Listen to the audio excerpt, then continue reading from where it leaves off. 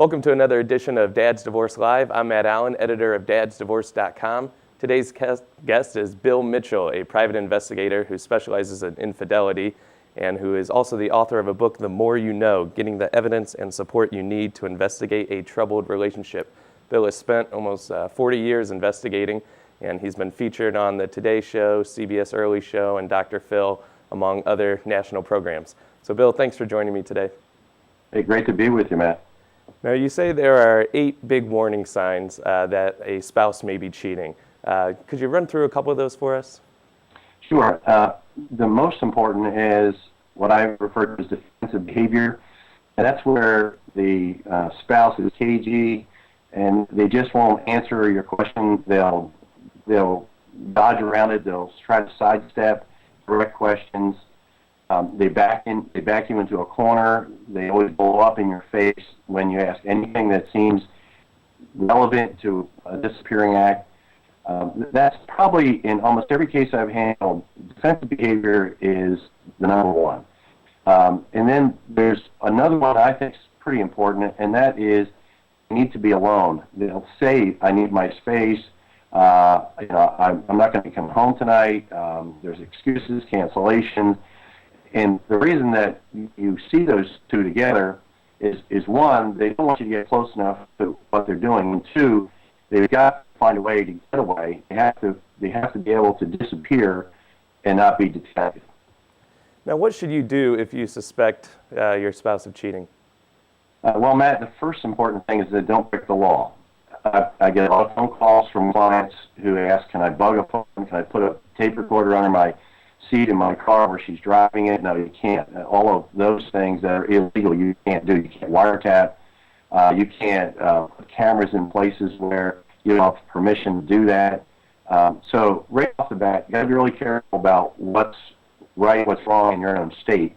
And two, you've got to create a strategy. That's a big thing for me. I wrote about those issues. Is you've got to figure out what to do first, what to do second, and what's your game plan? What do you need? What do you feel that you want at the end of this?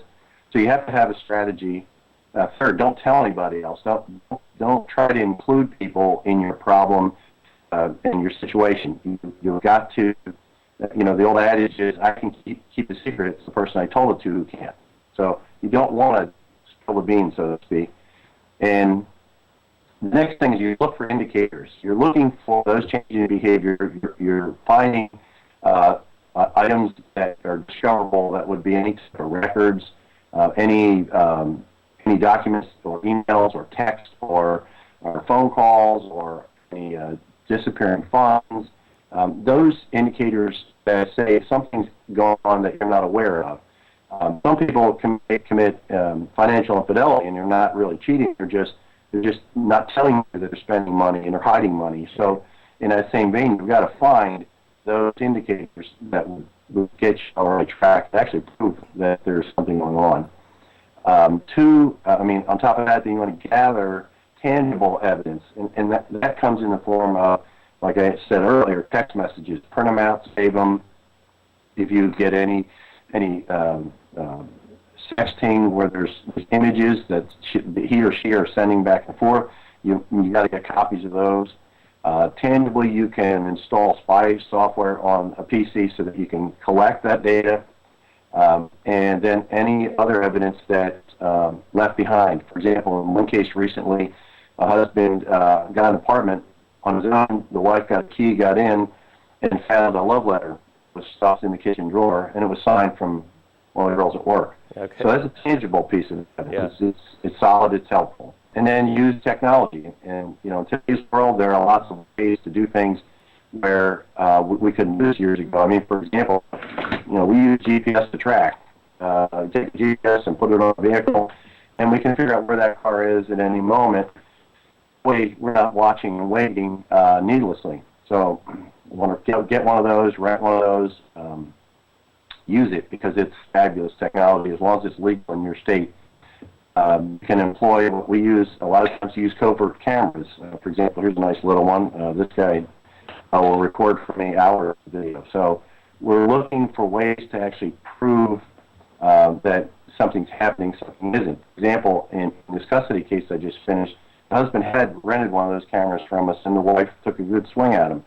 He was able to document it, and it got her out of the house. So that's a big deal. And hire a qualified, reputable PI. There are PIs in almost every state and every county, so it's important to do a pretty good screening before you do that. And of course, I cover that in one of the chapters in my book.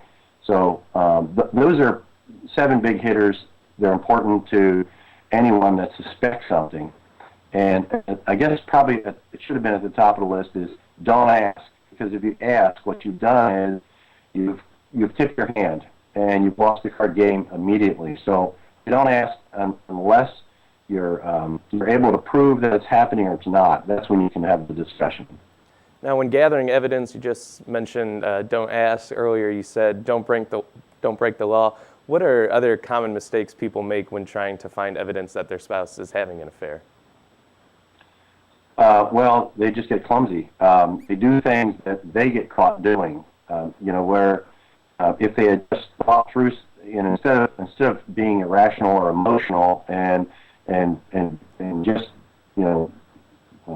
going right at an issue too direct, that's a big mistake. Mm-hmm. So you have to be careful. You have to think very clearly about what you suspect, and sidestep the emotional issue of it, because it's a big deal. And if you can do that, that will really advantage what you're going through.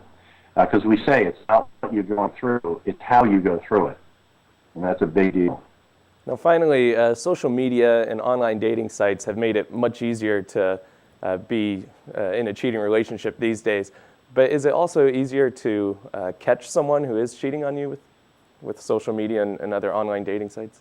Yeah, that's a really good question, because that is one of the first places where the PIs go or lawyers go to determine whether there's anything going on. And today, text messages have been introduced as evidence almost every day of the week because it's very damaging. And so that is a good place to go right off the bat. There are 2 statistics that are pretty important. One is about 80% of the time, used to be, that the other person was somebody to work with. Nowadays, there are businesses that are thriving because of infidelity, and there are cases.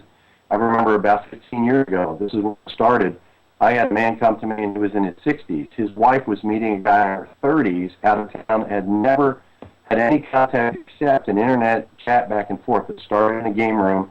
But today it's evolved into a lucrative business. I know some of the big hitters that are involved in these types of businesses. So absolutely, social media is the trap. It's a trapping, but it's also a place we have to look in order to identify the other person. Well, actually, one more thing before I let you go. Where can people find out more information and order the book, The More You Know? Matt, it's pretty simple. They go to 7daydetective.com. On the front homepage, there's an icon that says Stop the Cheater. And that's easy enough. That'll take you right to a landing page. It's easy to buy it that way.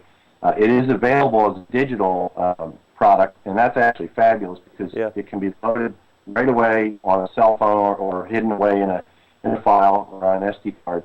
Read it at your leisure, but it's a great way to get started, and a great way to get to where you know the truth, and you're going to do it in a fashion where you're not giving up and not compromising on your values or on what could possibly be in your favor in court.